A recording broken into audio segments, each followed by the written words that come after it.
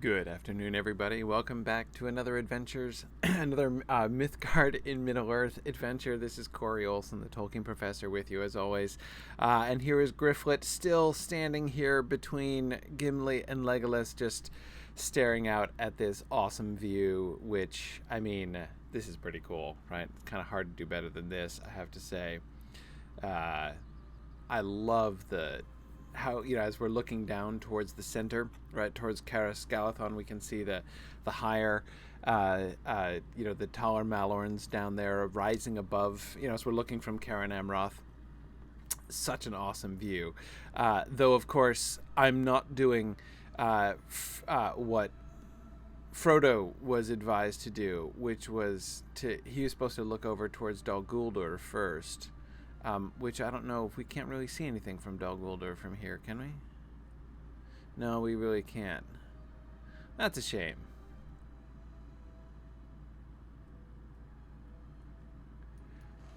Let's see. Cause yeah, it's gotta be west.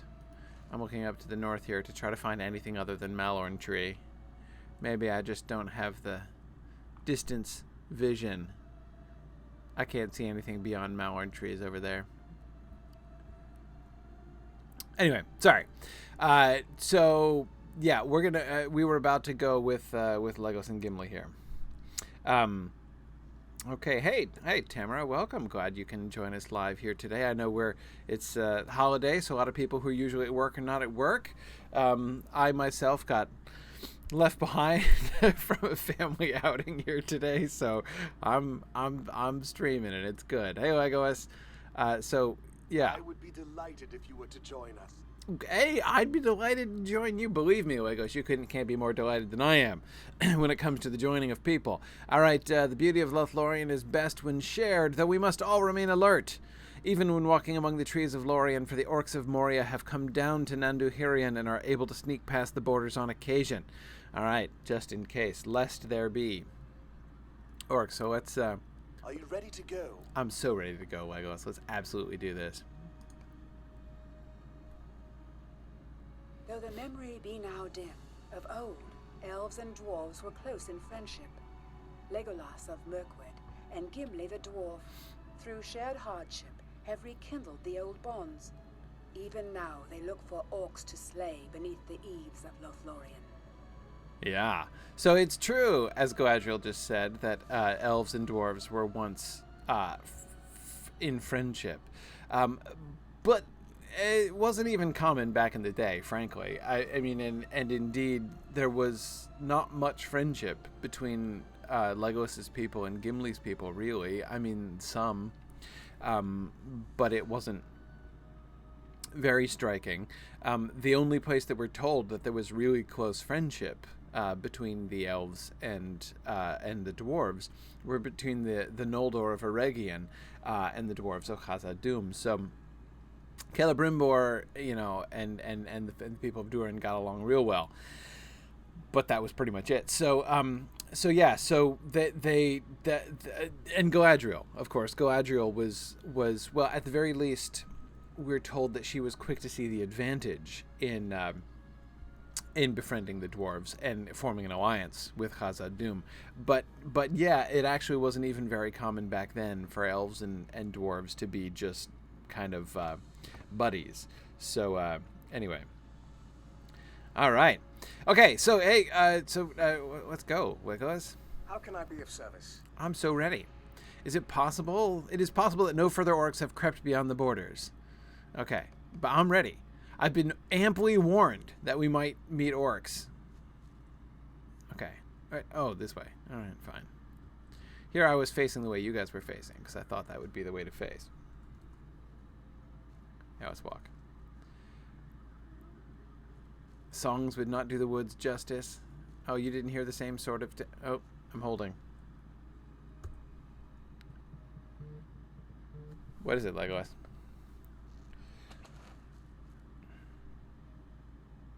The eyes of dwarves are renowned for their sharpness. Uh-oh. He's shooting into the bushes. Gimli is skeptical.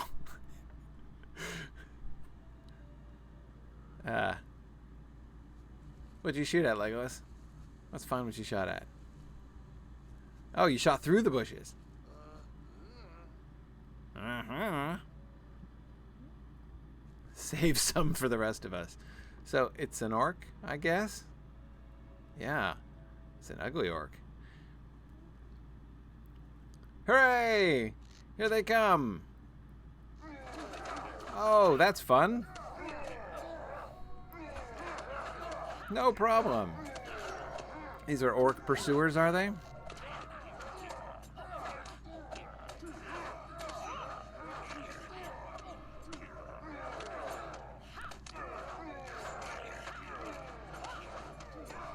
Oh, hooray. Good. Now I can get behind them.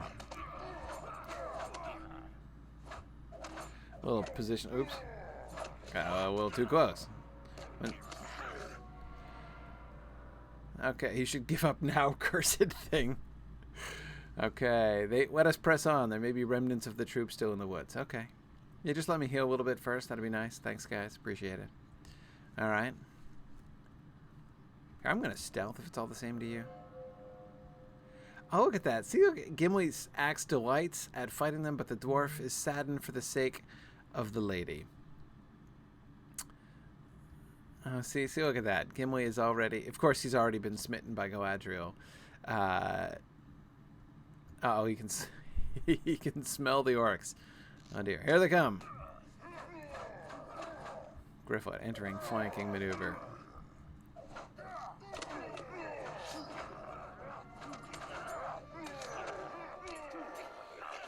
Oh, yeah. Take that. And some of that.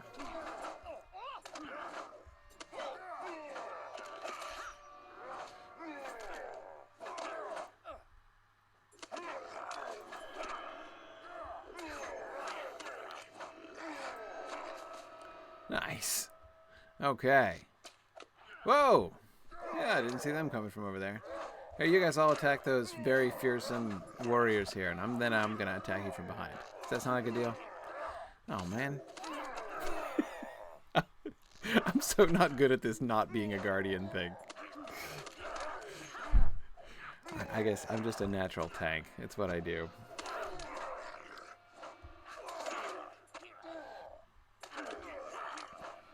All right.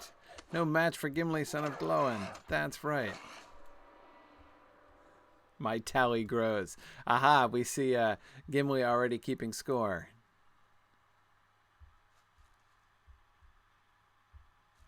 Oh, the Galathrim archers being rude.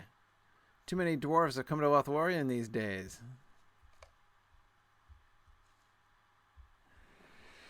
Wait, well, hang on a second. That conversation went by a little fast for me. Let me go backwards here. So, Gimli's keeping score, which I like. So we have this as like the origin of the orc score keeping at Helm's Deep. All right, and okay, Gimli says the orcs are dead, but their smell remains. Okay, that's the bit I missed. And Galadriel says that is often the way of unwelcome visitors, Master Dwarf. Oh, that is a rude thing. Oh my goodness, that's a rude thing for the Galadriel archer to say. And Legolas rebukes him. Your words don't suit you. If you have gone so long without learning the meaning of courtesy, my axe will be a willing teacher, says Gimli. That's good. So, and of course, they're picking up on other moments. Specifically, of course, the threat that Gimli makes against Éomer when he insults Galadriel, and Gimli threatens to teach him better courtesy with his axe. Though, of course, here it's against himself. All right, and that's when the Galadriel says that too many dwarves have come here, which is interesting because Gimli was the first, but apparently not the last. Okay. Out of respect for me, oh, well, that's very nice. And as a courtesy for the good I have done, I've been told to find you and send you to the eaves of the wood. A stranger has arrived. In these unusual times, such a visitor to Lothlorien has been seen only once. This stranger is a dwarf, and he's asking for me. Oh, okay. Okay, whoa, and off they go. That is the signal, apparently, for Legolas and Gimli to dash. What dwarf would willingly come to this place? Neither of our kindreds have been friendly for some time. You know, they were asking for me, guys. What are you guys running off for? is welcome to come to Khazad-dûm if it please him. I will tie his blindfold myself. Oh wait, no, I missed Legos' comment. Do not take it to heart, neither. Oh no, that was him. Okay, all right, okay. Boy, I'm not doing well in the conversation.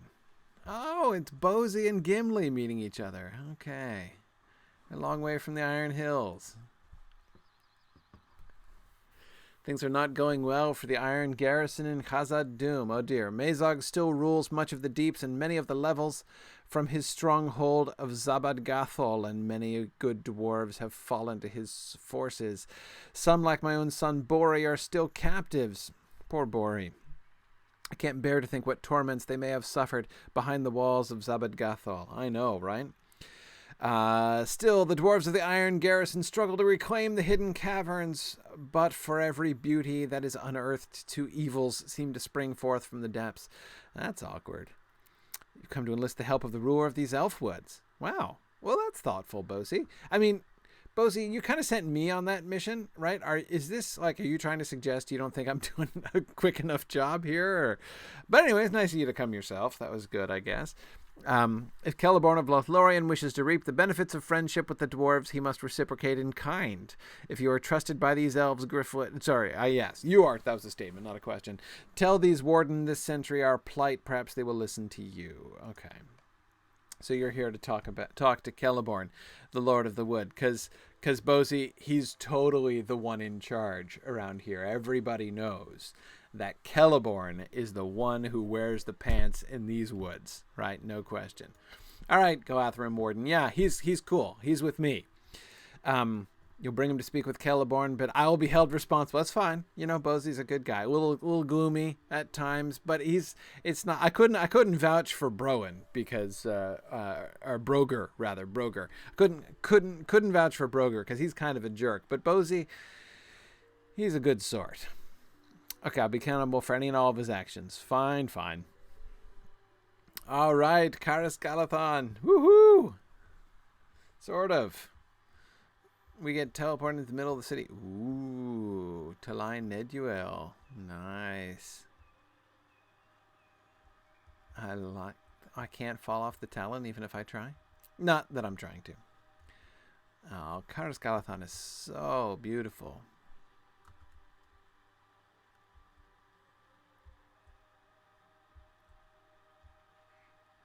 Sorry, just looking out over the city. Right, look at the paths down on the ground. Different levels of the flats. Now are these... Oh, I can't leave. I can't. Okay, fine. It's fine. I'm gonna stay. Hey, sorry guys, I didn't mean to walk away from Legos and Ghibli and Bosey here. Hi, Bosey. You've put up with the indignity of being blindfolded. I know, it's a thing they do. Your people could teach the elves of this place something of courtesy were they to visit Khazad-dûm. Is that a threat, or are you gonna like one up them? I don't know. I hope you're gonna be nice.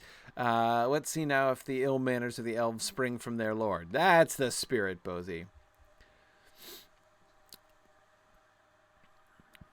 Lord Celeborn and Lady Galadriel are most gracious. They will listen to your request. That's right, Legolas. Yeah, ask Gimli. He'll tell you. But will they do more than listen? Well, who knows? It is said the lady of these woods wields a terrible power and is no friend of dwarfs. No, that's totally untrue.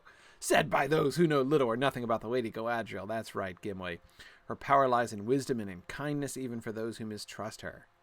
As Gimli himself can attest. Very good, Gimli. That's right. You know what's what. Okay, off we go. Here we are. Oop, hang on. I almost didn't get into my Galadriel meeting outfit. No, hang on.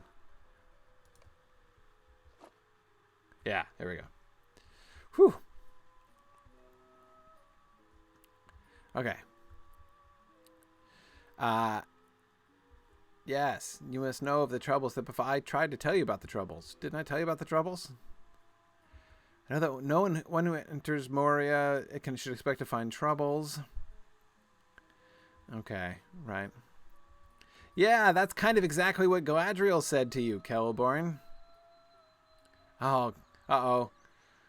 Galadriel speaking inside my head while this other conversation is going on. Much resentment must be overcome if elves and dwarves are to have peace. but it must happen if any are to survive the coming tide. I can't follow 2 conversations at once, Galadriel. This is too much for me.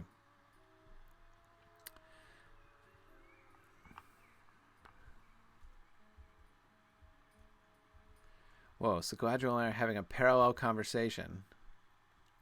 I have been a great help. I would humbly agree. The orcs always return and in greater numbers. Nameless creatures. Yeah, I know. Those nameless creatures are nasty, too. Yes, the sorcery of Gorathul. That's it. Gimli knew Bori as a lad. Oh, that's cool. Gorathul is known to you, yes? Okay. I didn't know he had left Mirkwood. Right. Hey, so Galadriel's going to send Galathrim to help. Good. And even Celeborn says the time is too dark for the friendship to remain lapsed. Okay. Oh, Galadriel's calling me. Hang on. Okay. Gimli and I are going to receive our charges from Lady Galadriel. That's cool. The Lord of the Galathrim has much wisdom, and it is his wish that the dwarves not face the darkness of Khazad-dûm unaided. Okay. So it will be, and you too shall stand against whatever evils lie now beneath the mountains, Grifflet, if that is your wish. Yes, it is my wish. I wish to stand against the evils under the mountains. Here, Gimli, you and I.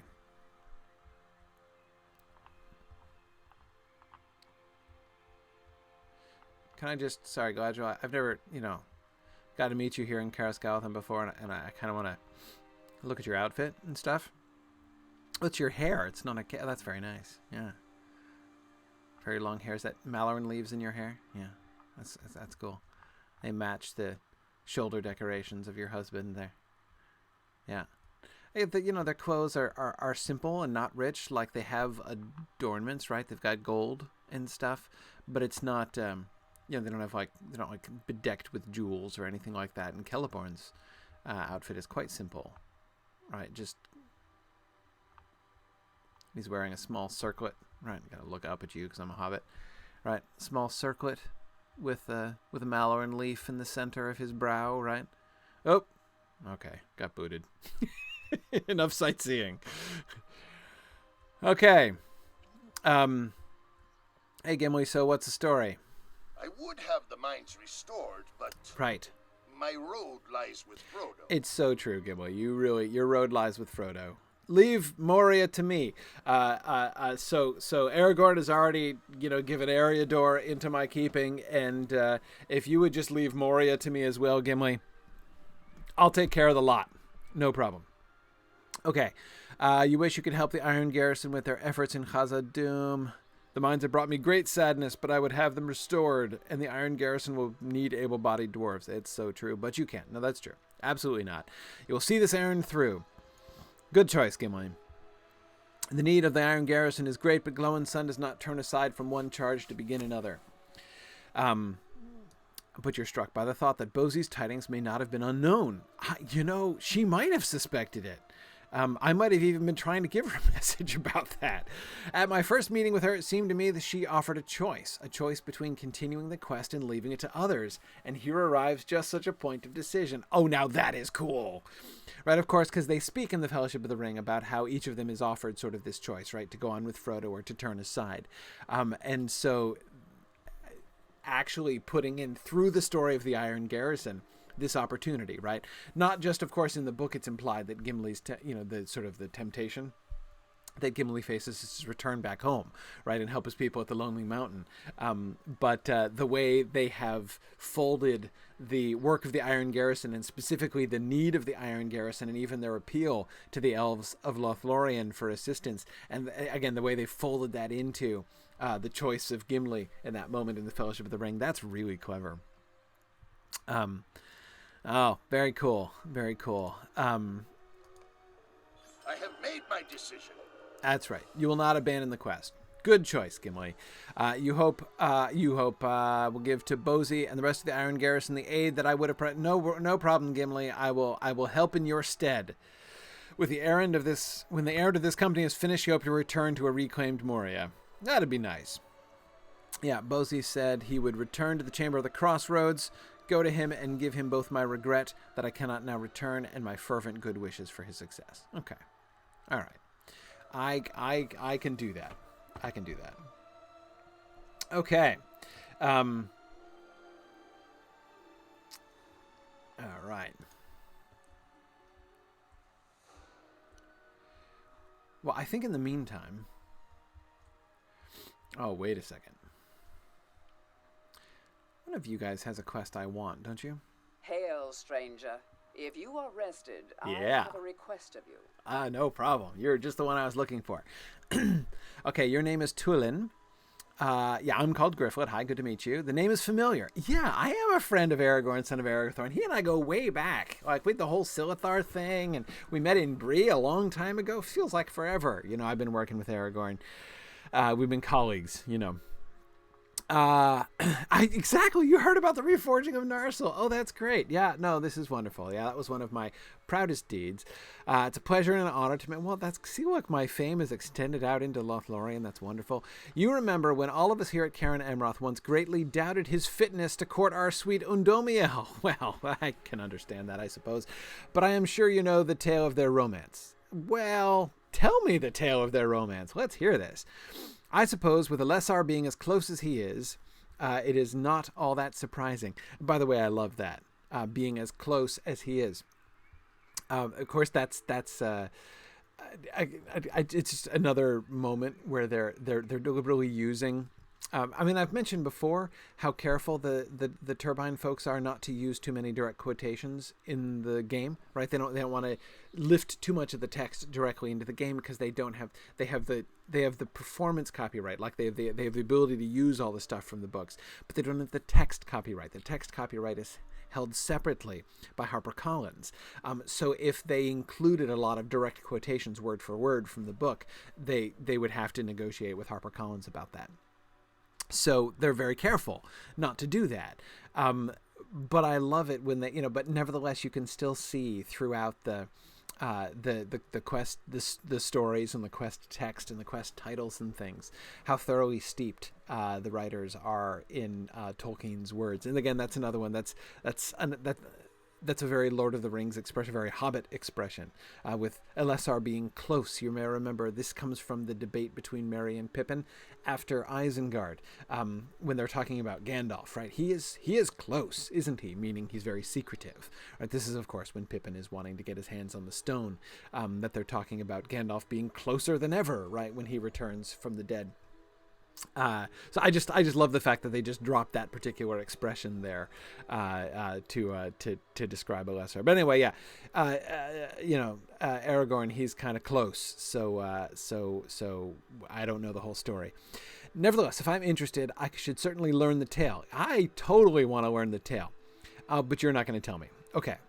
You're going to send me to those from whom you learned the rest. So Panaseth, known as Keeper of Stories, has befriended one of the visiting hobbits along the path toward the city. Nyrus, called the Guardian of Lore, can usually be found in a clearing east of here, in Galirdor with his friend Sendiel, and Melui Brennil, right. Currently visiting the lovely garden of Senthirwin, south of here, helped care for Arwen Undomia when she was young. Oh, that's great, because of course Arwen spent lots of time here in Lorien. So that is absolutely fantastic. So I've got to examine Malbrethil saplings, which are getting spindly, I've heard, and I get to hear the story of Elessar and Undomiel. Welcome to Lorien. May I have a word with you? Yeah, the beauty of this place is inspiring. You're a statue carver? You want to build a stockpile of wood? Yeah, no thanks. I don't know that I'm going to build it. Well, okay. Actually, I need the XP, frankly, Thevronway, so I'll help you out with If you stockpiles. have a moment, I have need of your assistance. Yeah, okay. It's fine. Okay. So let's see. Where should we go first? We got the Malbrethil folks over there. We got, okay. Whom should I talk to first of the Panaseth? I don't know which one is which. I don't know if I'll hear. I want to hear the story of Arwen and of Aragorn and Arwen in order, though. Well, who knows? That's fine. I'll take it as it comes. Let's go out this way then. Let's go walking through Lorien. All right.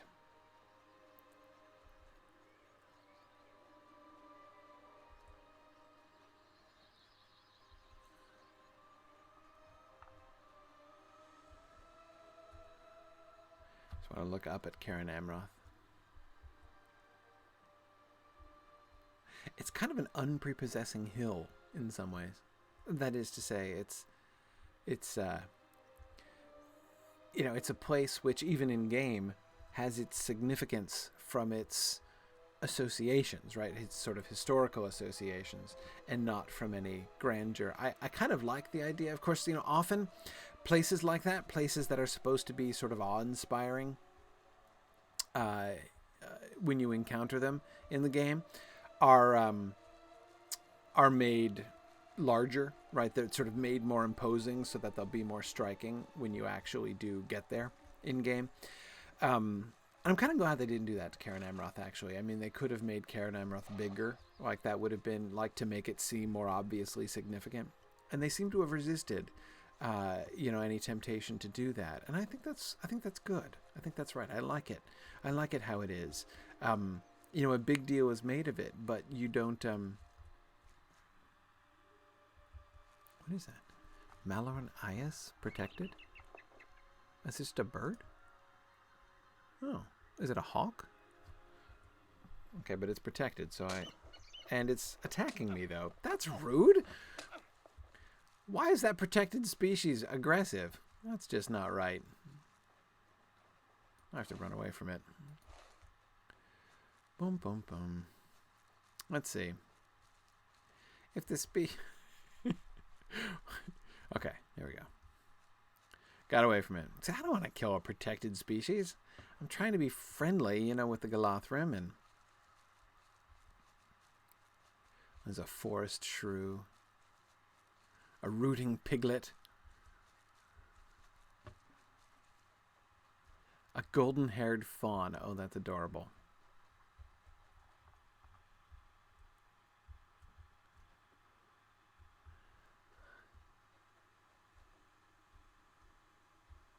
Hey guys, don't mean to interrupt. I hope I've not come at an awkward moment or anything, and you won't resent me just kind of standing here in between the two of you. But what are you looking at? Just kind of staring off in the middle distance here. It's lovely. Servants of the enemy cannot pass the bounds of Lorien. Okay. Hey, so you're Nyrus, the keeper of the histories of the Galothrim. You've memorized the lays and poems, the lineages, the heraldry, and the great martial and political deeds of our people. Great. Yeah. Oh, yeah. I know, it's just a recent tale that I want to.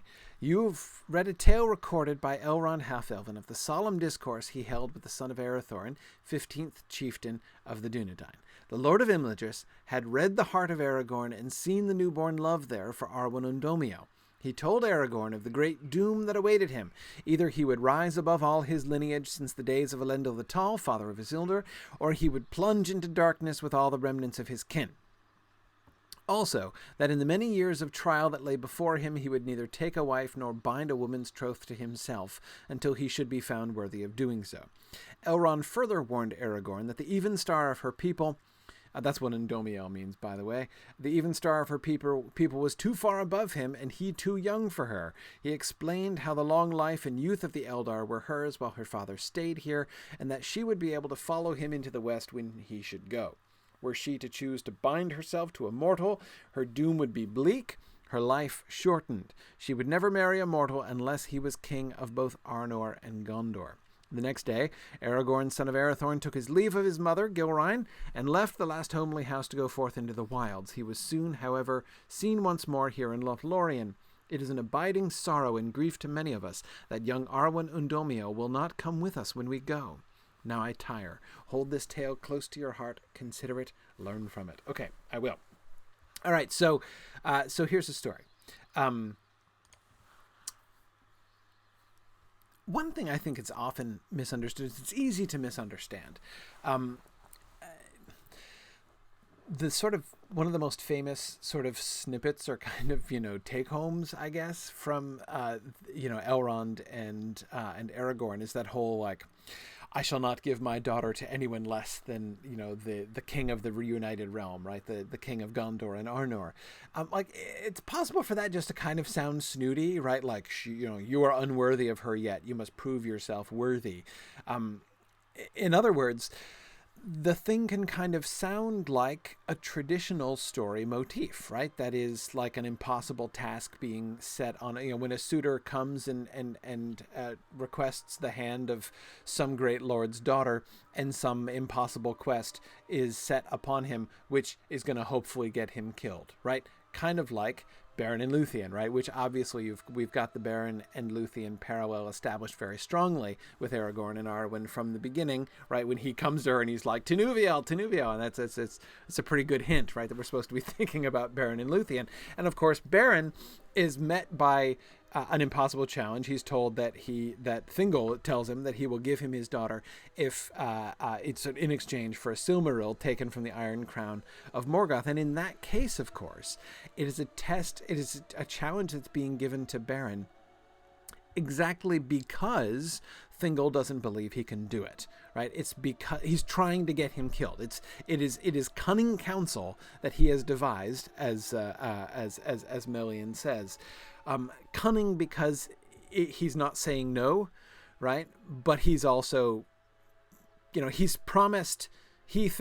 has promised Luthien, his daughter, that he's not going to kill Beren, right? He's not going to execute him, which is what he quite wants to do, right? He quite wants to just kill Beren, but he won't do it.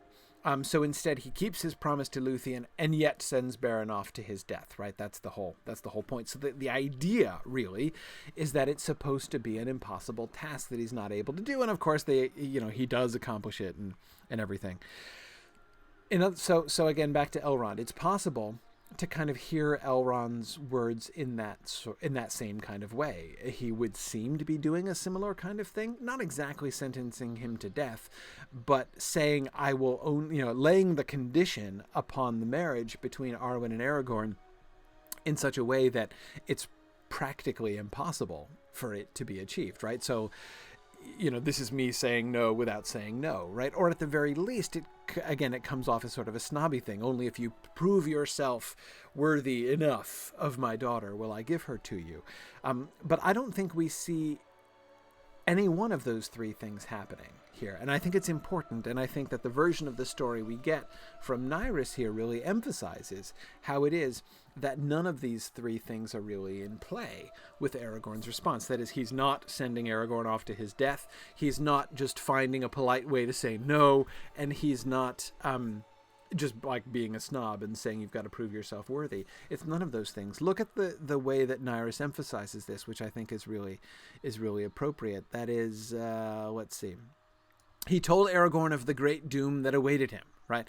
What Elrond perceives in this time is Aragorn's doom. He knows. Elrond knows the time is coming, right? The great crisis of the conflict with Sauron is coming. It will come in Aragorn's lifetime, right? So therefore, since that's the case, that is simply moving in the outside world, right? Therefore, inevitably, one of two things are going to happen. One of two dooms are going to befall Aragorn. Either he will rise above all his lineage since the days of Elendil the Tall, or he would plunge into darkness with the remnants of his kin. That is to say, either we're going to win or we're going to lose, right? Either Sauron will somehow be overthrown, and thereby, and after that, Gondor reestablished and Arnor reestablished, right? Or, and you, King, or you're going to die, and all the Dunedain are going to die. Right? And everything is going to go down into ruin. That's pretty much, those are the two options, right? But again, the key insight that Elrond has is that now is the time, right? Remember, Elrond has been hanging out with Chieftain of the Dunedain for centuries, right?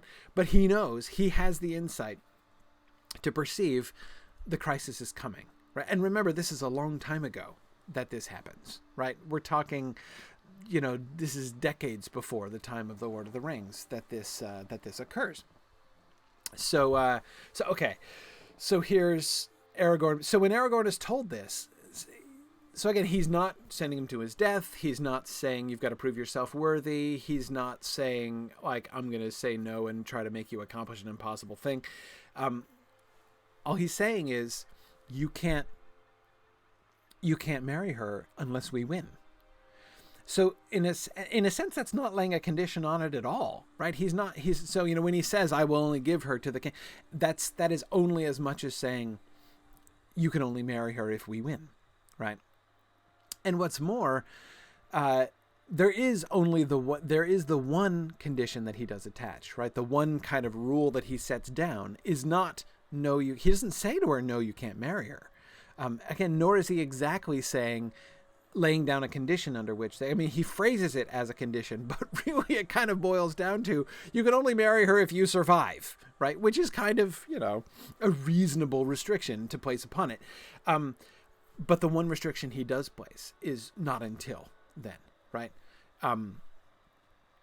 You can't marry my daughter, and FYI, you shouldn't marry anyone else until this time comes, right? So he lays it upon Aragorn basically to remain single and not to bind Arwen to him until the time comes that, you know, the sort of the crisis is past. That is really the heart of what restriction Elrond places on Aragorn. And again, I think that they sort of capture that really well. I mean, they do use things like until he should be found worthy of doing so. I don't know that I would have phrased it that way because, again, I don't think it's a worthiness thing exactly. But and he does warn Aragorn that the even star of her people is too far above him. Yes, she is, right? Just as Luthien was too far above Beren. But again, the thing that I find so interesting is the difference. And I think we really should be basically contrasting Elrond with Thingol here, the two fathers, which were put in the same position, and the difference of how they handled that. Now, Phil Boswell has a great question. When Arwen binds herself to Aragorn, doesn't she remain entirely, you know, effectively an elf with regard to her potential lifespan?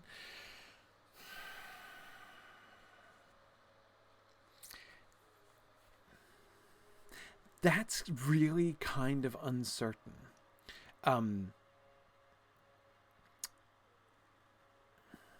The choice of Arwen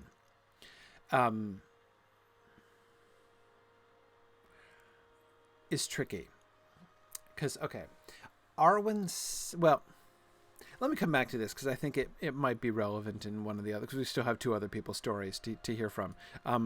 Phil, if we don't get this in one of the other stories, I promise I'll come back and address that again. But let's oh, you have more? Oh, I didn't say continue quest. Okay, right. Thanks, Naris. That was great. We'll talk to the other thing again, Phil. I promise I'll come back to that question.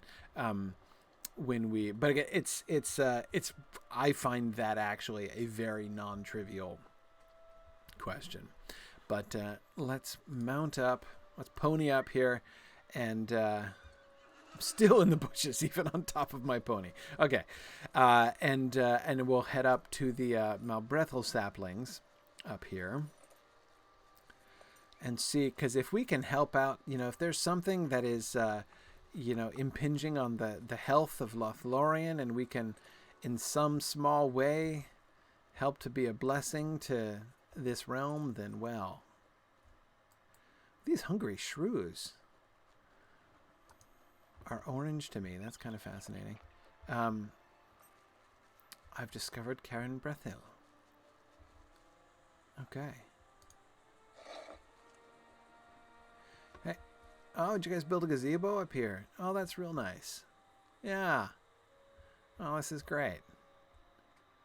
Yeah, sorry. I'm always breaking in. See, this looks like another kind of conversation that they would rather wish I didn't interrupt. Sorry. And that's the Lord and Lady, presumably. Interesting. Look at Galadriel. It's her hand I'm really interested in there. Yeah, hang on a second now. I want to get closer. Can I get closer? Excuse me. Can I get up on the pedestal? Yes, I can. Okay. Can I see from here? Am I going to be... Huh.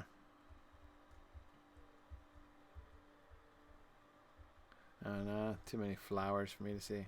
I'm in the bushes.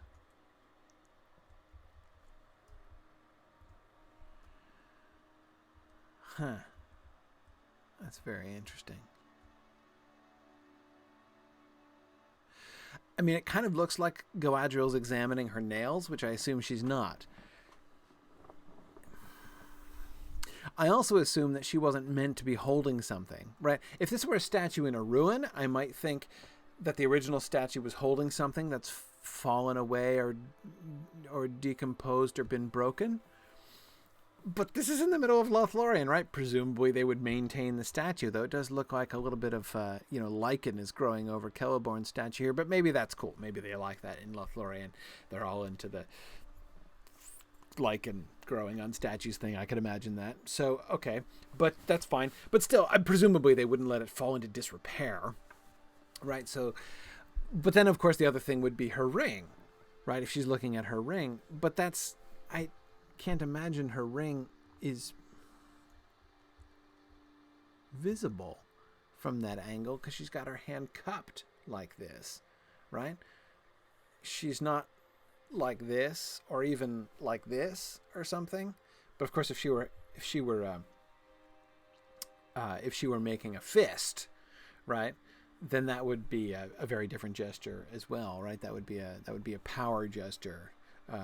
Which would make her statue would look quite different if she were like, ha ha, right? So I can see why they didn't do that. But, and of course, you wouldn't want her statue drawing attention to the fact that she's looking at her ring, right? I mean, of course, Galadriel's Ring of Power is the worst kept secret in Middle-earth. I mean, that's something I've always said. But, I mean, like, who couldn't guess? Like, there are elvish rings of power, at large in the world. Who could possibly have one? If your first two guests aren't Elrond and Galadriel, then I don't even know how to help you. Okay. This sapling looks kind of spindly. Look at all the leaves. It's like all dead. That's beyond spindly. Yeah, drooping and brittle. That's totally, absolutely. Oh, and there's birchwood over here for me to collect. Okay, very good. Yeah. Excellent. Okay, and there's another sapling over here. Oh, no. Drooping and brittle. Yep, confirming my initial assessment there.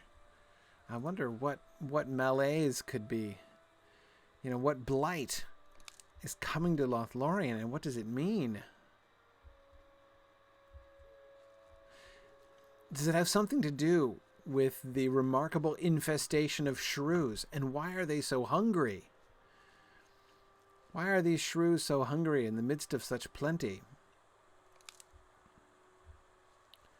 Perhaps there's a forest shrew who's not hungry. So one shrew is not hungry, and the rest of them, the orange shrews, are all quite hungry. Don't think that just because you're orange, I'm afraid of you, hungry shrews. But I'm not going to attack you, because it's Lothlorien. Why would I do that? All right. Okay, oh, there's another one.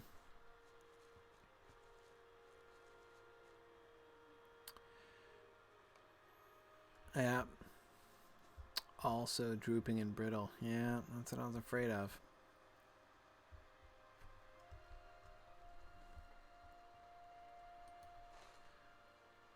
How are we doing? Yeah. Gonna still look for more. How many more saplings do I need? I still need one more. One more sapling. One more sapling, one more piece of birch. Oh, no. That's a Khazad Skarn deposit. We don't need that.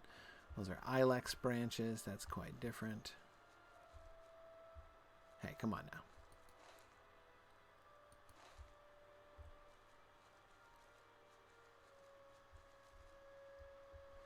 Excuse me, you two. Don't mean to interrupt. Have you seen a Malbrethil sapling around here? And did it look drooping, brittle, spindly, or any of the above?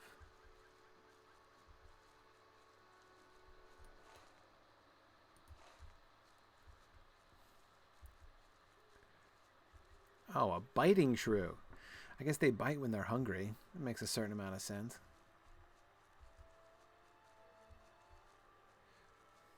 But don't think you're going to goad me into combat. And there's a Malorn hawk.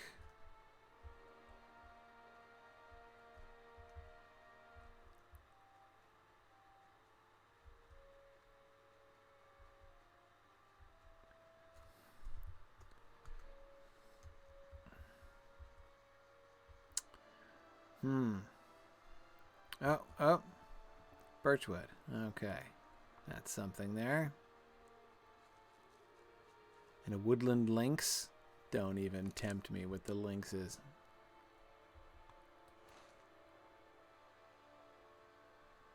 Okay. Oh, where's the other sapling? Oh, it's that way, huh? Okay. All right. Let's find this last sapling, which is on the other side, apparently.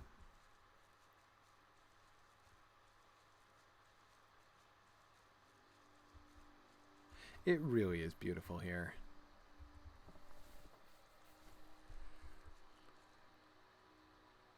Ah, there it is. Lothlorien is super peaceful. Drooping and brittle. Okay, I got to go give my my forestry report back to that other guy. And where's this? Oh, the stone is way over there. Guess I might as well go while I'm around, right? I'll mount up, though.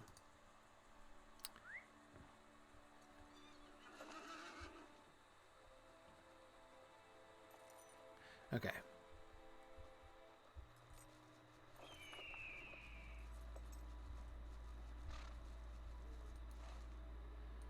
All right. Let's get some stone. So there's another lore question that I was tempted to start asking, but I shouldn't, because I want to stick to the Aragorn and Arwen thing first before I start another whole topic. So, while I'm galloping down to find stone, let me tell you guys about something really exciting.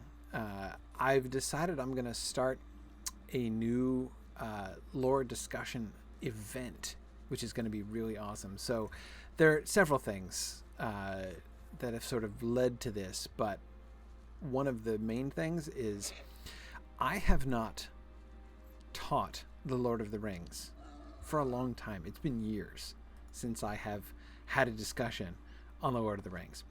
And I miss that.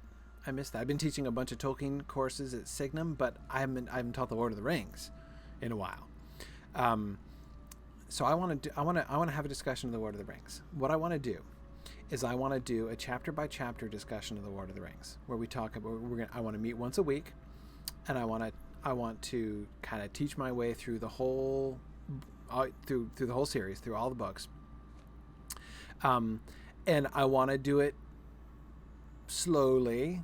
This is how I do things, right? I'm not going to rip through and do general overviews. Okay, see, that's just rude.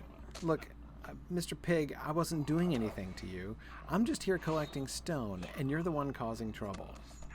I better not get in trouble for killing you, because it's not my fault. Anyway, so yeah, I love to go through chapter by chapter. I don't know if any of you have read my book, my Hobbit book, exploring J.R.R. Tolkien's The Hobbit. But of course, in my book, what I do is I go through chapter by chapter and look at the themes and sort of, watch them unfold as we read carefully through. What I would like to do is essentially a very similar thing to do with The Lord of the Rings instead of The Hobbit. And so I'm gonna call this event Exploring the Lord of the Rings, right? But see, the cool thing, there's sort of a double meaning, obviously, on exploring, which I didn't get in the book, in my Hobbit book, because of course in my Hobbit book I was only exploring it figuratively, right? Whereas since we have LOTRO, we can explore it literally as well, right? Because this is what I want to do. So every week when we get together to discuss, we'll discuss a chapter of the book. I want to spend half the time, maybe 2/3 of the time, just talking about the text, right, going through and discussing the chapter, and then I want to go on a field trip, right, and I want to go to to the in-game place where those events took place, so that we can look at and then we can discuss the adaptation of that part of the story and the relationship between the book and the LOTRO story at that point. So we'll be doing both a discussion of the book and an examination of the relationship between LOTRO and the book, which I think should be really, really fun.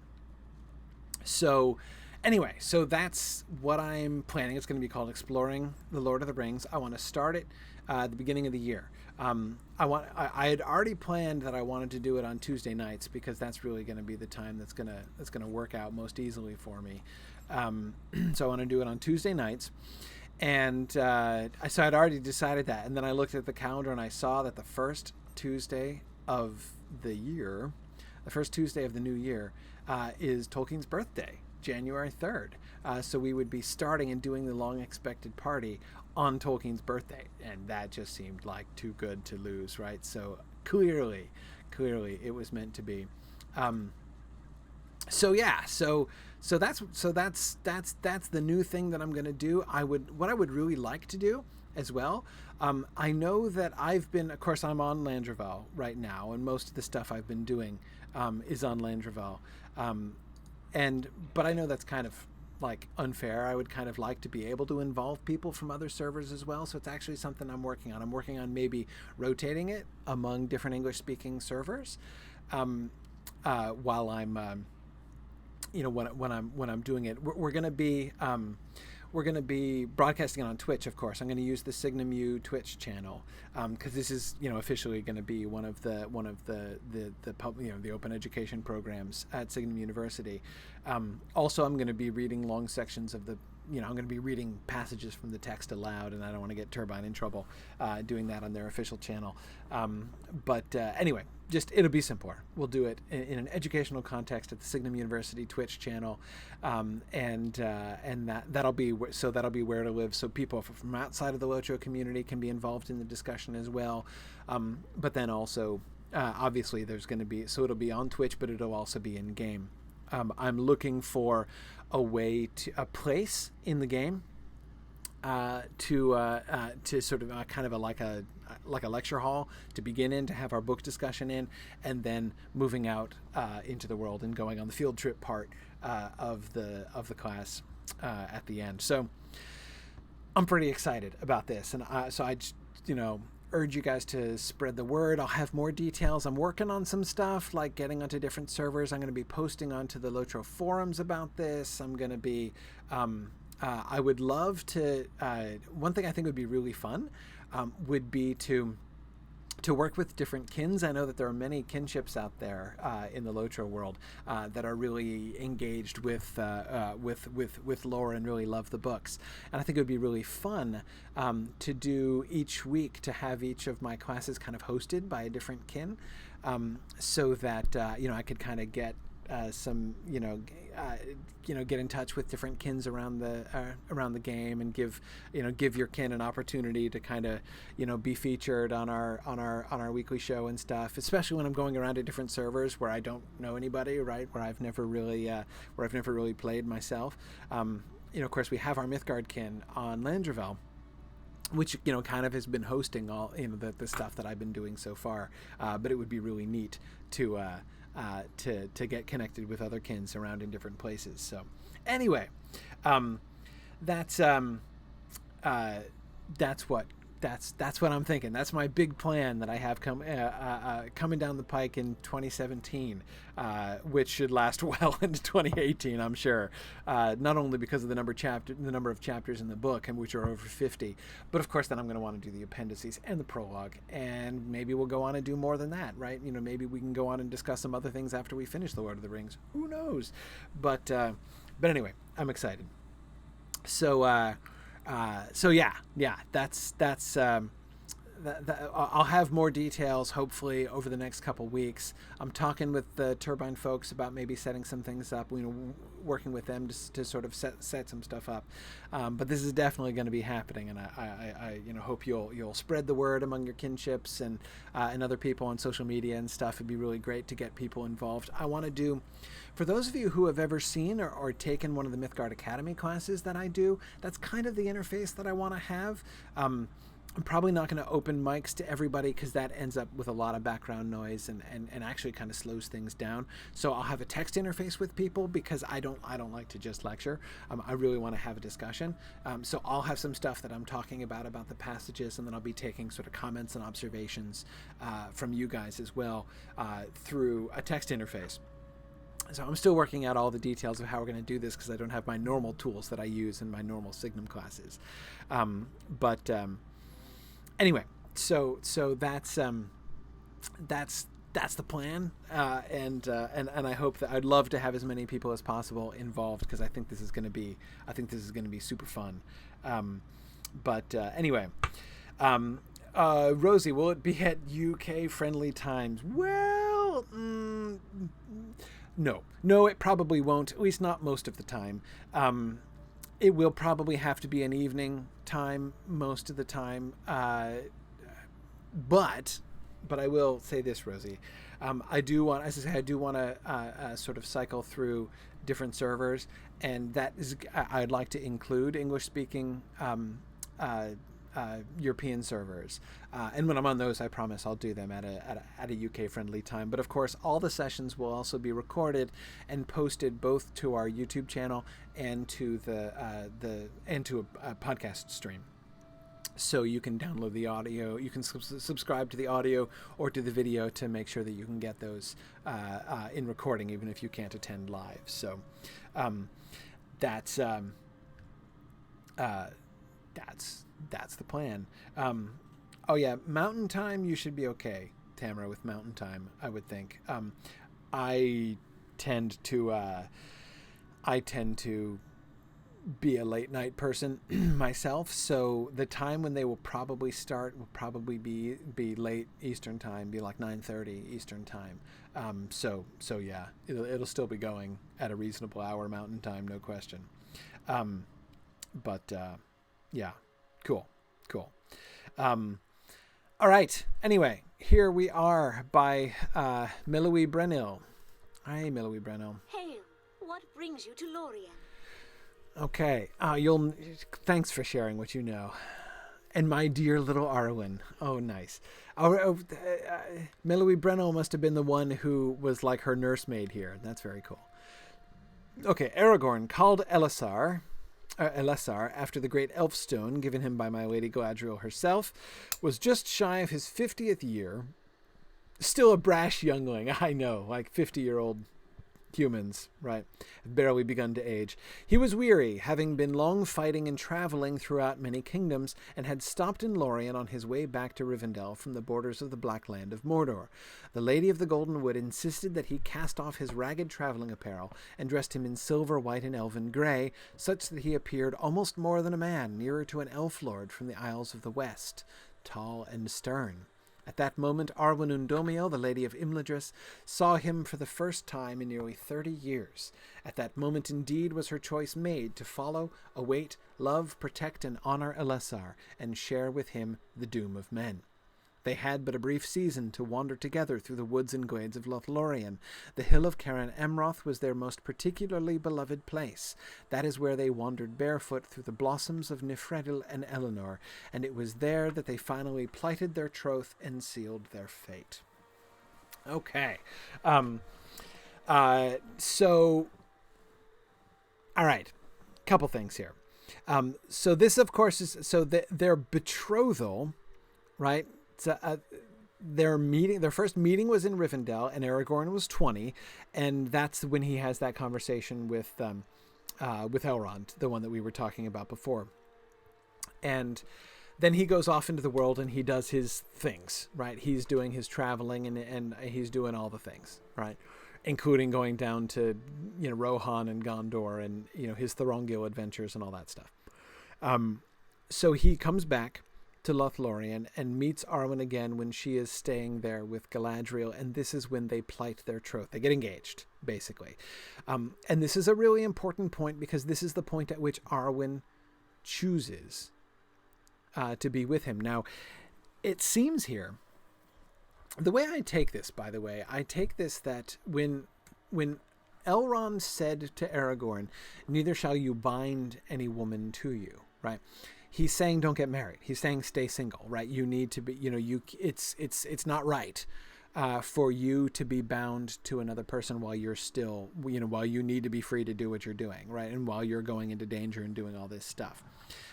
But of course, specifically with regard to Arwen, bind any woman to you. It seems to me that Elrond is trying to, well, I don't want to say hedge his bets because that makes it sound really crude, and that's not what I mean. What I mean is he is trying to protect Arwen, because remember there are two possible dooms, and both of them are very much in play. Elrond was not at all prophesying that they were going to win and that Aragorn was going to become King of Gondor and Arnor, right? He was prophesying that was one of two possibilities. But again, all that boils down to is either we're going to win or we're going to lose, right? Again, the one piece of foresight that Elrond had was that it was going to happen in Aragorn's lifetime, right? So what he seems to want to do, as far as Arwen is concerned, is preserve her in case they lose, right? Because if Aragorn and all his kin goes down into darkness, Arwen could still leave and go to Valinor, right? She could still sail into the west. So long as she doesn't bind herself to Aragorn and share with him the doom of men, as Meluwi Brenil says here, right? If she has chosen to share his fate, then she also will die after he dies. So he seems to be trying to preserve for himself an alternative, right? The love of Arwen and Aragorn, or at least the initial attraction of Arwen and Aragorn, right, when they meet in Rivendell, does not, he seems to be hoping, does not need to doom Arwen right away from the beginning. Doom her to the doom of men, right?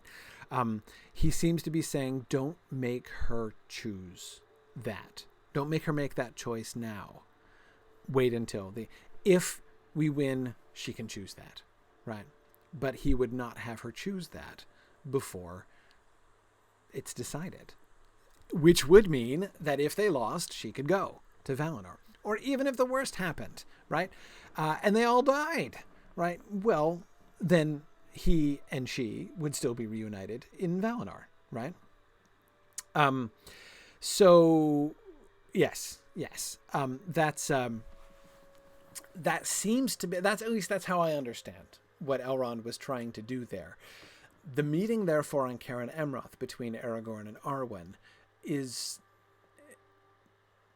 a bit of a disaster for Elrond, because they plight their troth here. They bind themselves to each other. And Meluwi Brenil specifically says that it was at this point when she chose to share with him the doom of men. In other words, Arwen has become mortal. That's what that means. The doom of men is mortality. So Meluwi Brenil believes that Arwen became mortal at that time. So now it doesn't matter, right? Win or lose, the separation is happening. The separation, that is, between Elrond and Arwen, because they now have a fate apart from each other.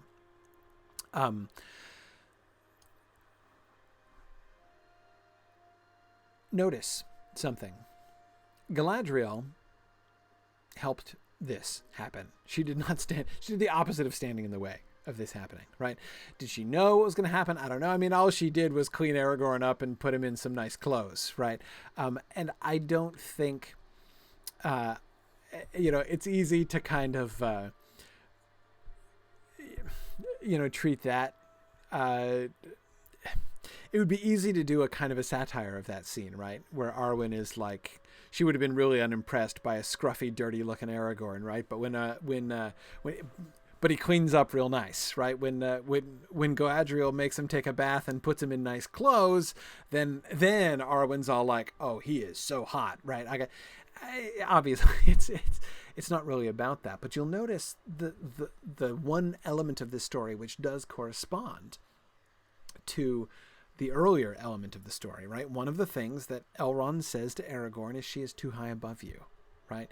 "You are a little mortal," right? She, even though you be a king. And remember, Aragorn himself has that response. He's just been told for the first time his name was Estel, right? He didn't know his real name. He didn't know his lineage. He didn't know anything about himself, right? And Elrond has just told him, "By the way, you are the chieftain of the Dunedain, you are the heir of Isildur," all this stuff, right? He's just gotten all of this. And he's thinking pretty highly. He's kind of pumped about all this. He's like, I'm the heir of Elendil, right? I'm like the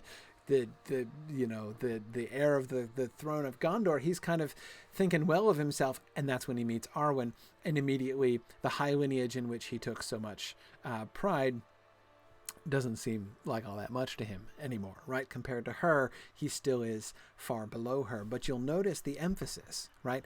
When Galadriel dresses him, right, in the clothes of an elven lord, he appeared almost more than a man, nearer to an elf lord from the Isles of the West, tall and stern. In other words, when he meets her again here after 30 years, he's not meeting her unequally, right? And that seems to be what Galadriel kind of does for him, not to give him something he didn't have, but to reveal in him something that was there, right? One of the things that Elrond sort of cautions, Elrond says, she's too high above you, right? This is unequal. This shouldn't be. It seems to be one of the implications there. Galadriel seems to have a different insight. Galadriel seems to suggest, actually, no, they are fitting for each other. This is not inappropriate. Is she still marrying down? Yes, she's still totally marrying down. There's no question about that, right? But at the end of the day, this is part of his doom, right? He is not intrinsically unworthy of her. He is not, in fact, too far below her to make it fitting or appropriate or possible, right, for them to marry. And for them to be together. And this is what Galadriel shows. So again, does this mean that Galadriel is undermining Elrond? No, I don't think exactly. But I think she has a different insight into this situation, right? If Elrond's insight is that the doom is going to come in Aragorn's lifetime, right? If that's the primary insight that he has, then the primary insight that the Galadriel seems to have is, this is right. One way or another, this is right. Arwen and Aragorn, their doom is to be together, right? Doom has fallen upon them. Doom falls upon Arwen at this time, like doom fell upon Luthien when she turned and placed her hand in Baron's, right? That seems to be, at least again, that's how I understand this whole gesture of dressing, of cleaning Aragorn up so he doesn't look so scruffy when they meet, and instead, indeed, looks like a tall elf lord. Okay. So thanks, Melowy Breno. Great to meet you. Wonderful honor. And I'm gonna go.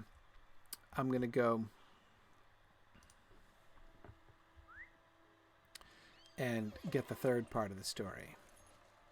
So far, we're going in chronological order.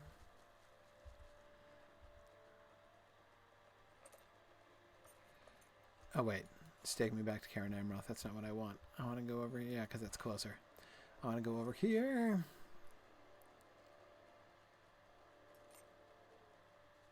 I'll come back and I'll deliver the birchwood and stone, and I'll give my report about the strange blight of the trees.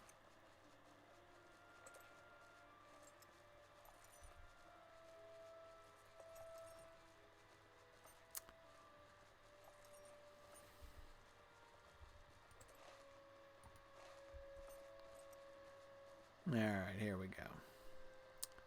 Let's see. Last time I almost forgot about the Aragorn and Arwen story quest line.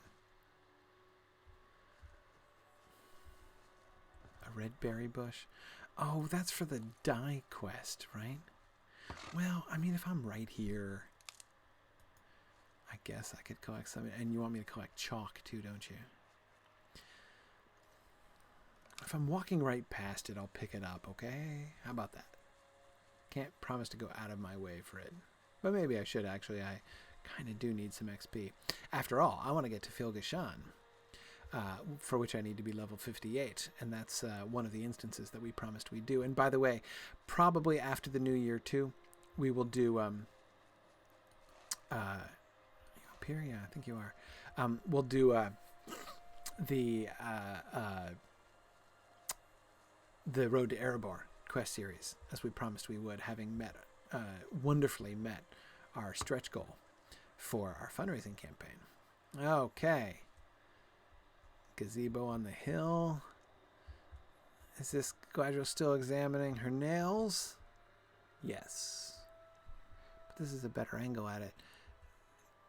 Celeborn is carrying a staff? Is it a totally unadorned staff? That's interesting. Is she like holding a butterfly in her hand or something? There's not actually something in her hand, is it? No, that's her thumb. Huh. It's just a fascinating gesture. But anyway. Hey, Panaseth. Sweet-eyed, wrong dear. Hey, you're a good burglar. Oh, that's nice. Okay, you're sometimes called the Keeper of Stories. Yeah. Okay, yeah. No, that's right. Tell me about our Aragorn. Okay. You first met Aragorn when he was a very small child under the care of Elrond Half-Elven, with whom I too was staying. His mother, Gilrain the Fair, brought him thither to live when he was but 2 years of age. Okay, so we're going back to the very beginning, I see. His father Arathorn, having been recently killed on campaign when an orc arrow pierced his eye. Yes, Arathorn was killed when Aragorn was only 2 years old. Estel, as Aragorn was then known, was a sweet child, serious and intelligent, with no awareness of his kingly lineage. He would not be given that until his 20th year. Yep, we're just talking about that.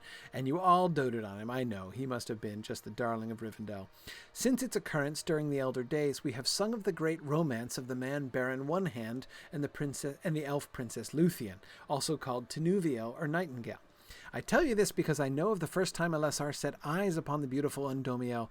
She was singing of Baron's first view of dancing Luthien, clad in silver and blue, dark-haired and gem-crowned. Just then, Arwen Undomiel, clad and bejeweled in nearly the same manner, walked before him, believing himself the recipient of a vision. Aragorn called out, just as Baron had, Tinuviel, Tinuviel. Isn't that a sweet tale? No, he hadn't ever met her before, despite the fact that she is Elrond's child. Why? She had been living here in Lothlorien, for this is the land of her mother's kin. Right, she'd just been on a short visit, which lasted several decades or maybe a century or something. Excellent, very good. Okay, so we go back to the very, very beginning of the story here with this one. Oh well, didn't get to do them entirely in order. But yes, establishing the parallel between Beren and Luthien that we already talked about. And I still think that... I still think that Arwen's response is so classic in the appendices when he says Tinuviel, Tinuviel, and she turns to him and she's like, "Why'd you call me that?" Right? And he says, "Oh, I was just singing about Luthien and I thought you were Luthien. I'm sorry, I mistook you for Luthien, the most gorgeous creature ever to walk on the earth." Right? And her response is, I get that a lot. Right? It's classic. It's so good. I absolutely love it. Anyway, so yeah, because she does get that a lot. She is the even star of her people. And this is a thing that I think is important to remember, that when she chooses the doom of men and then her fate is sundered, didn't see the quiff there. And her fate is sundered from her father and the rest of the elves, basically. It's not just... There's a sense in which it's not just her personally that they're losing. Luthien. So when Luthien chose to bind herself to Beren and fill you may detect a slowly unfolding segue back to answering your question here. When Luthien binds herself to Beren, in her choice, and she shares his fate in the doom of men, she becomes mortal and dies. We're told, like in the published Silmarillion, it says, they have lost her whom they most loved. Right? The elves lose Luthien. They don't have her anymore. Right? Ever. Right? They're not just, or at least not until the end of Arda.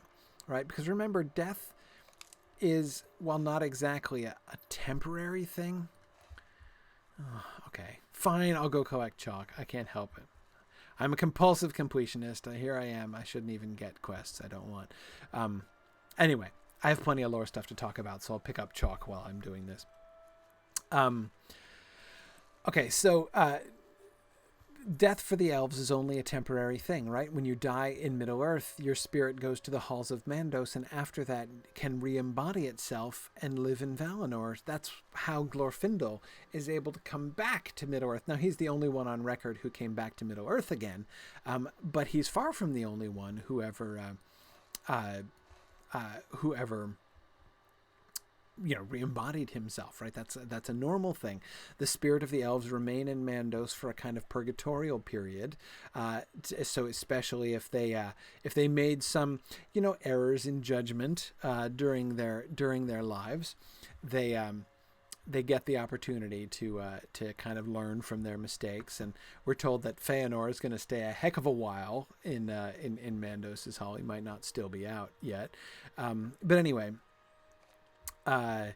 So they remain in Mandos for a while, but then they leave. So there is no permanence to the death of the elves in that way, as long as Arda remains. So, when someone is killed, in the wars with Morgoth or something like that, it's sad. But it's not like as sad as it could be, right? That's why even you may remember in the published Silmarillion when Finrod dies. Everybody loves Finrod, and his death is very noble and very sad. But we're told that he walks with his father Finarfin. In Valinor, so he never returned to Middle-earth, and he walks now with Finarfin. So, okay, that's not that sad, right? It's sad for the people who, for those who got left behind here in Valinor, but they'll be reunited with him eventually when they head back.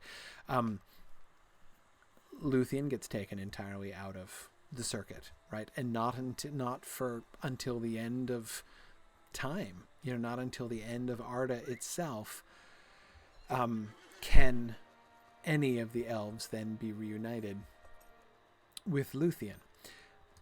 Arwen, one of the significances of Arwen is that she does look like Luthien, and there is this sense that in Arwen they have regained Luthien, kind of. She's not Luthien reborn, she's not the reincarnation of Luthien.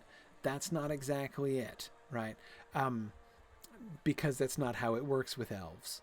But, oh, hey, Kiriana, yeah, not too much healing today. Solo instance and just kind of touring around. Okay, I only got attacked by the one pig. Fairly combat light week this week. Anyway, so there was this sense in which Luthien had returned. So separation from Arwen, right? Arwen's choice also of the doom of men, right? That as she herself, she has that insight as well when she first meets Aragorn, right? Perhaps my fate shall not be unlike hers, she says. She has this intuition that this is kind of on the table, right? When she chooses the fate of Luthien and separates herself from the rest of elves like only Luthien had done before, she's lost again. So it's like the elves lose Luthien twice, right? That's why it's a really big deal. Not just to Elrond personally for his daughter's sake, but to all of the elves when Arwen makes that choice. May the stars of Elbereth shine upon you. Yeah, it is a beautiful tale. Thanks for that. Arwen now resides again with her father in Imladris, awaiting the day when Aragorn claims his rightful inheritance. Sweet-eyed, Rondir. Stay a moment and speak with me. Now that I know the sweet history of Elisar and his lady love Undomio, perhaps you understand the solemnity of their joining and parting. Yeah, we've been thinking about that. The happiest time they had together was the season they spent in Lorien, especially here upon Cairn Emroth. It is the habit of many of us who have known either of them to spend time upon the hill in the sunshine, reflecting upon the sacrifices they have made for each other. It is a good way to put one's problems into perspective, among other things. Yeah, I'd love to. It must be during the day. Okay, it's nighttime now, so I'll have to wait. Right, it must be during the day. As Aragorn said when they spoke their promises, neither the shadow, which he always repudiates, nor the twilight is for him, being mortal. Go to the southern side of the hill and meditate upon these matters for a time. Okay, during the day. Right. Okay. I will do that. What time is it? It's late watches. It's almost done. I don't know if I'll have time. It's getting to be the late watches of stream time too. Yes, it is. Okay. All right. Oh, you're welcome. Yeah. Oh, yeah. Rock and Birch. No worries. Yeah. Turn your face a little toward the light. Oh, are you going to do a statue? No way. Oh, that is so worth it. Hail, stranger. If you are rested, I have a request. Oh, I can just repeat it? Yeah. More birch and more stone. Okay, well, I'm probably not going to do that just now. Is there a Griffwood statue? Oh, come on. I want to see the Griffwood statue. How much stone is like, does anybody know? If I gather enough stone and birch, will he make a statue of me that I can see? Oh, wait, who is this anyway? Did I even notice that before? Oh, it's Celeborn. Right? Unless it's Amroth. That would make even more sense, right? It's probably Amroth, right? This statue? Holding a staff just like the one that Celeborn had in those other pictures? That wasn't... Of course! It's not Galadriel at all! It's Amroth and Nimrodel in those statues. Wasn't she doing the same thing with the butterfly thing, looking at her nails? Of course she was, in the statue by the waterfall. Oh, how slow on the uptake am I? There you go. People in the chat are waiting for me to pick up on this. Oh, of course. Yeah, see, eventually, I'm like Barlam and Butterbur. I can see through a stone wall in time, but sometimes it takes a while. Yeah. Yeah, Amroth and Nimrodel. Of course. Of course. Hey, where's the...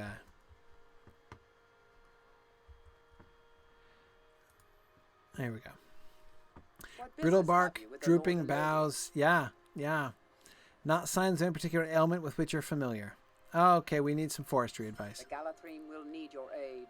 Okay. Orthier, scholar of the trees. Okay.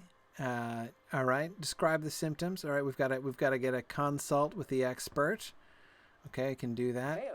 Yeah, I got your stuff after all. Yeah. Welcome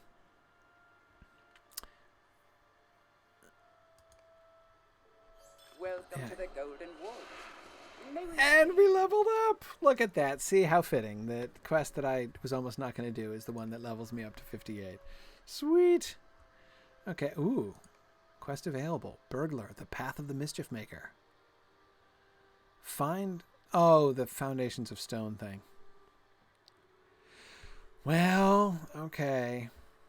I don't know if I've ever completed any of those class quests in Moria. Maybe I should. Okay. All right.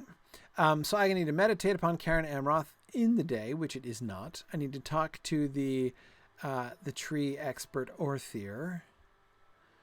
I need to go back and talk to Bozy at the Chamber of the Crossroads. Okay. And I need to end because it's time to end.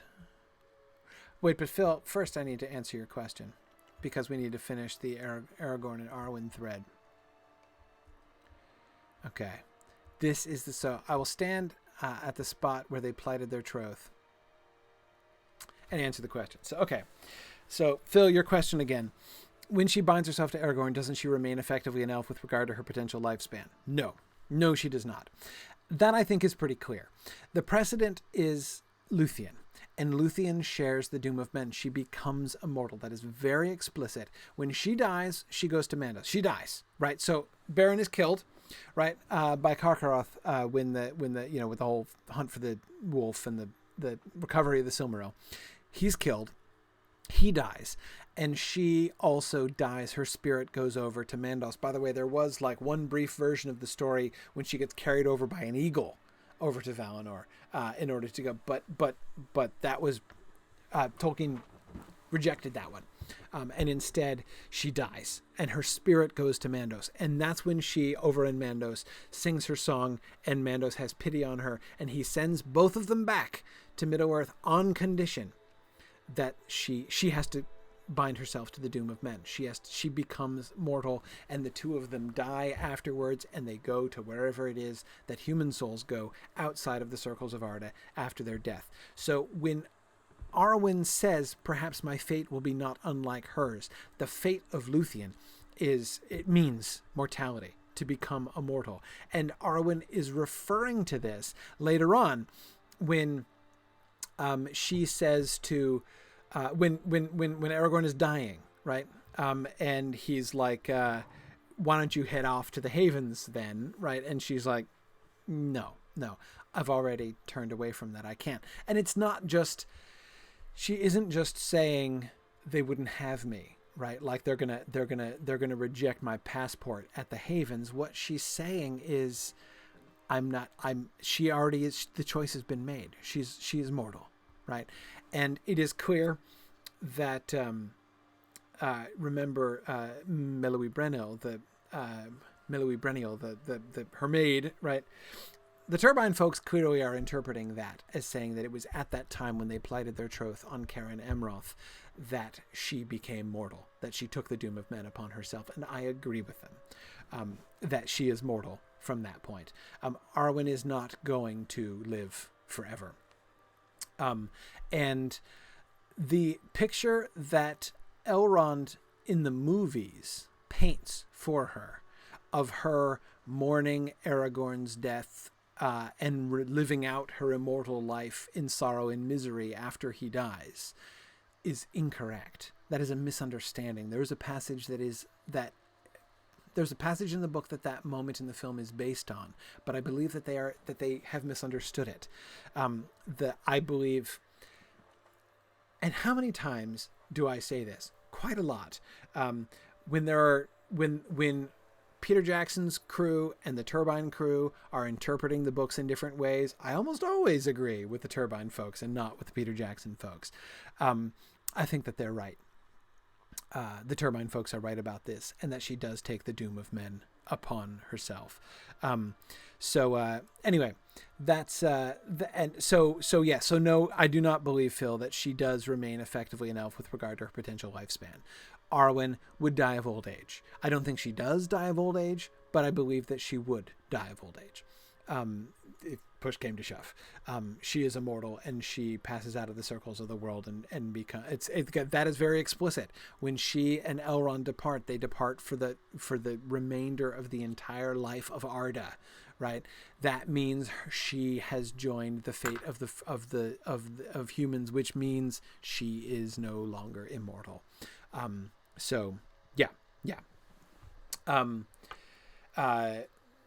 Anyway, no, Arwen is not in the situation that Luthien was in before her first death. I don't believe that is the case.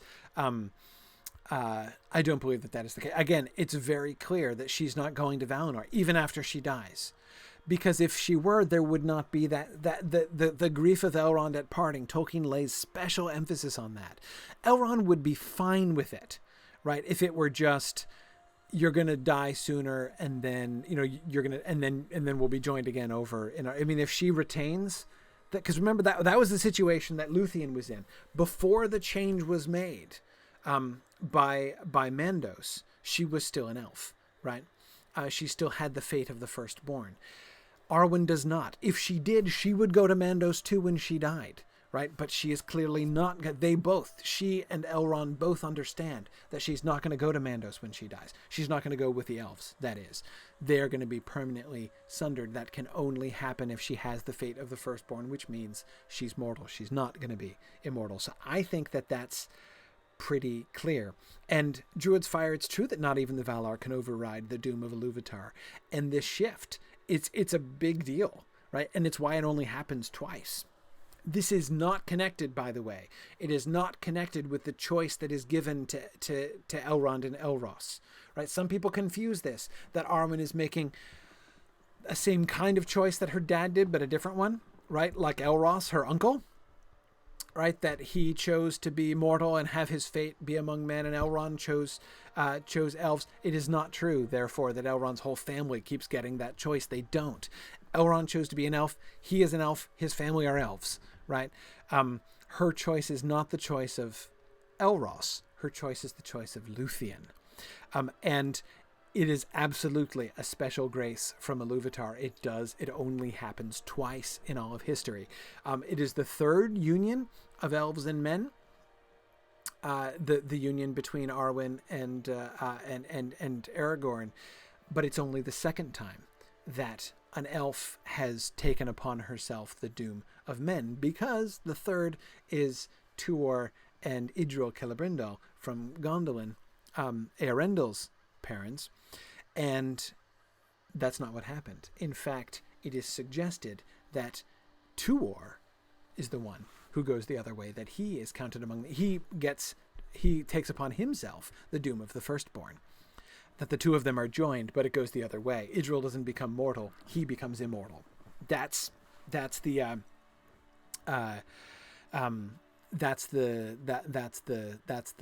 point. So, okay, so Phil says that's what he was pointing about. Yes, it's not the yes.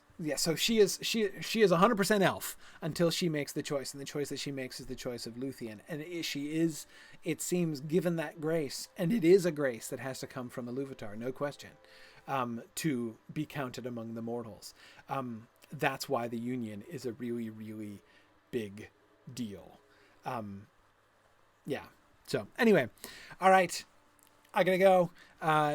We've come to the end of our time here today. And the sun is still not up. It's still in the late watches of the night. So Griffith will stay here and he'll meditate for a while. And when we come back, he can, hopefully it'll be daytime, and he can meditate here upon Karen Amroth. So we'll see. We'll see how we do with that. Thanks everybody for joining me, and I will see you guys next week. Bye now.